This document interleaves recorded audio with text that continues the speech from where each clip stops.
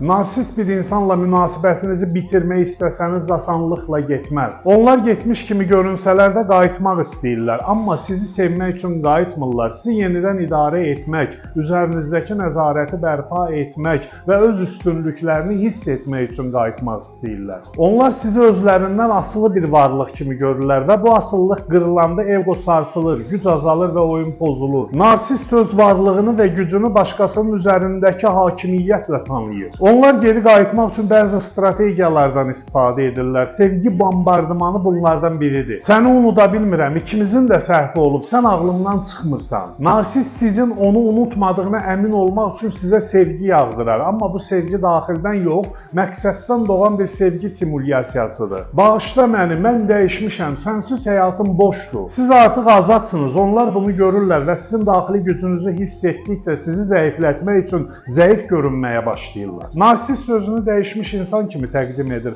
amma əslində o sizin cavabınızı dəyişmək üçün özünü deyil, maskasını dəyişir. Səndən sonra mənim həyatım qaraldı, heç kim məni sənin kimi başa düşmədi. Bu cümlələr sevginin ifadəsi deyil, emosional şantajdır. Burada əsas hədəf sizin vicdanınızın qapısını döyməkdir. Günah hissi vicdanın kölgəsidir. Sizi idarə etmək üçün sizi günahkar hiss etdirmək onların əsas strategiyasıdır. Onlar sizi manipulyasiya etmək üçün sosial mediadan istifadə edərək sizi qısqandırmağa çalışarlar. Xoşbəxt hiss etdiyini göstərən şəkillər, yeni münasibətə başladığını işarə edən postlar, həqiqi sevginin nə olduğunu izah edən mesajlar. Bunlar sizin reaksiya verməyiniz üçündür. Yəni izləyin, baxın, qısqanclıq hiss edin və yenidən maraq göstərin. O sizdən aldığı enerji ilə var olur və siz azadlığa qovuşanda o yoxluqla üz-üzə qalır. Bu onun varlığının böhranıdır və o bu böhranla mübarizə aparmaq üçün geri qayıdır. Əgər onun oyunlarına cavab vermirsinizsə, o özündən çıxacaq və sizi alçaltmağa, gözdən salmağa çalışacaq. Bu mərhələdə artıq münasibət bitib, ancaq narsist üçün münasibət yox, güc önəmlidir. Əgər o sizə sahib ola bilmirsə, sizi zəiflətmək üçün hər şey edəcək. Geri qayıdan narsistlərə yox demək öz azadlığınıza hə deməkdir. Geri qayıdan narsist keçmişin qapısını döyür, amma sən artıq o evdə yaşamırsansa, cavab verməyə borclu deyilsən. İnsan münasibətləri sadəcə hisslər, sözlər və davranışlar deyil, gizli hakimiyyət, gözə görünməz enerji və idarə etmə cəhdləri ilə dolu mürəkkəb sistemlərdir. Bu sistemlərdə bəzən sevgi adı altında nəzarət, bağlılıq adı altında əsarət, bağışlama adı altında təkrar istismar gizlənə bilər. Narsistlər sizi zəiflətmək üçün yollar tapırlarsa, siz də psixoloji güclənmək üçün yeni strategiyalara yiyələnə bilərsiniz. Münasibətinizin keyfiyyətini artırmaq istəyirsinizsə, NAT-dan faydalanmaq əla seçimdir. 31 martda başlayacaq NAT Koçları kampaniyası dəyişim alətləri ilə xidmətinizdədir. 3 ay müddətində peşəkar koç olaraq yetişəcək və əlavə olaraq 3 möhtəşəm workshopda iştirak haqqını